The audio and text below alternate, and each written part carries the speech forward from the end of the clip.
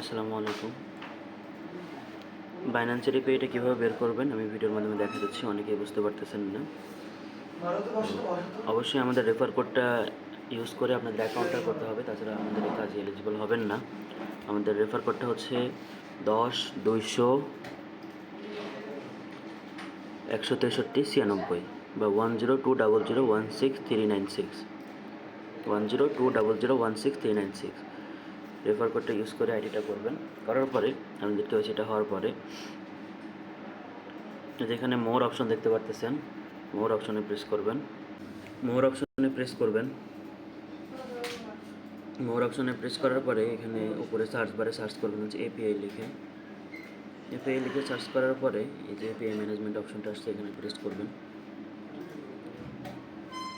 আচ্ছা, এখানে আমার আগে থেকে একটা খোলা আছে, এই জন্য আমি এটা ডিলিট করে নিচ্ছি।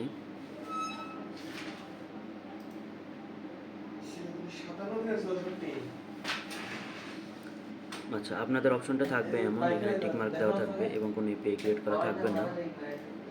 তো এখানে আপনি এপিআইটা এটা টিক চিহ্নটা তুলে দিবেন।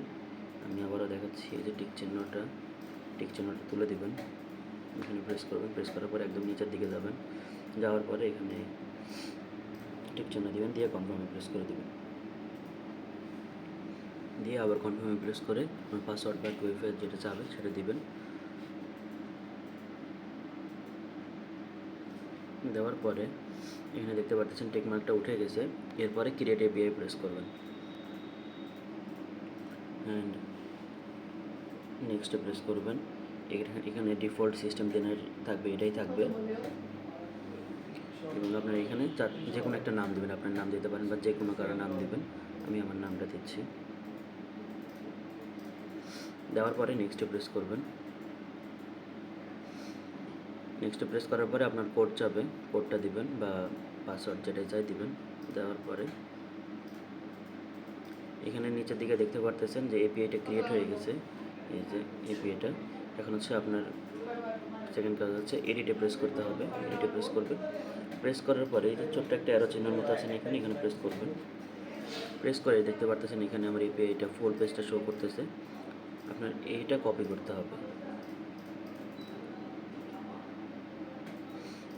করতে হবে, এবং এটাও কপি করতে হবে। উপরেরটা আপনার কপিতে প্রেস করলে কপি হয়ে যাবে। দ্বিতীয়টা এভাবে চাপ দিয়ে ধরে কপি করতে হবে, ট্যাপ করে ধরে রাখতে হবে, ধরে কপি অপশান আসলে কপি করতে হবে।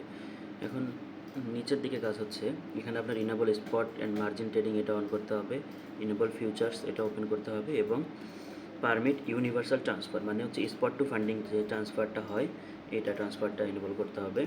এই তিনটা জিনিস ইনেবল করে দেবেন। আমি ইনেবল করে দিচ্ছি। ইনেবল করে দেওয়ার পরে আপনারা হচ্ছে অবশ্যই আগে কোডটা কপি করে নেবেন। নেওয়ার পরে সেভ বাটনটা আছে এখানে প্রেস করে দেবেন এবং আপনারা এখানকার একটা স্ক্রিনশট নিয়ে রাখবেন, যাতে করে আপনার ভুল না হয় কোনটা এপিআই কোনটা সিক্রেট। এখানকার এভাবে একটা স্ক্রিনশট নিয়ে নেবেন কিউআর কোডটা সহ। নেওয়ার পরে এখান থেকে বের হবেন, ব্যাকে আসবেন। ব্যাকে আসার পরে আপনারা হোম পেজে চলে আসবেন। আসার পরে অ্যাড ফান্ডে প্রেস করবেন। অ্যাড ফান্ডে প্রেস করার পরে অন চেইন ডিপোজিট এখানে প্রেস করবেন। প্রেস করার পরে ইউএসডিটি সিলেক্ট করবেন এটা, এবং নেটওয়ার্ক অবশ্যই নেটওয়ার্কটা খেয়াল করবেন। নেটওয়ার্কটা হবে বিএসসি। এই অ্যাড্রেসটা এবং একটা স্ক্রিনশট আমাদের দেবেন। আর লাস্ট কাজ হচ্ছে আপনার হচ্ছে প্রোফাইলের একটা স্ক্রিনশট। এই তিনটা স্ক্রিনশট কীভাবে দেবেন আমি দেখিয়ে দিচ্ছি।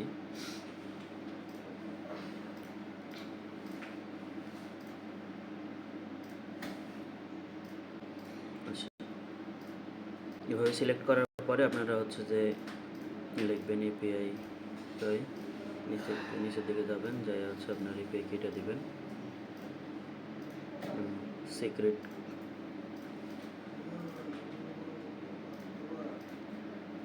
নিচের দিকে যাইয়া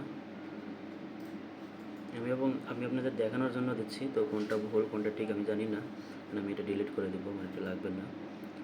অ্যান্ড হচ্ছে যে আপনার ইউআইডি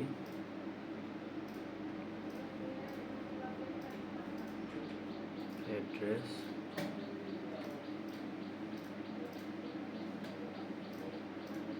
অ্যান্ড লাস্ট হচ্ছে আপনার নাম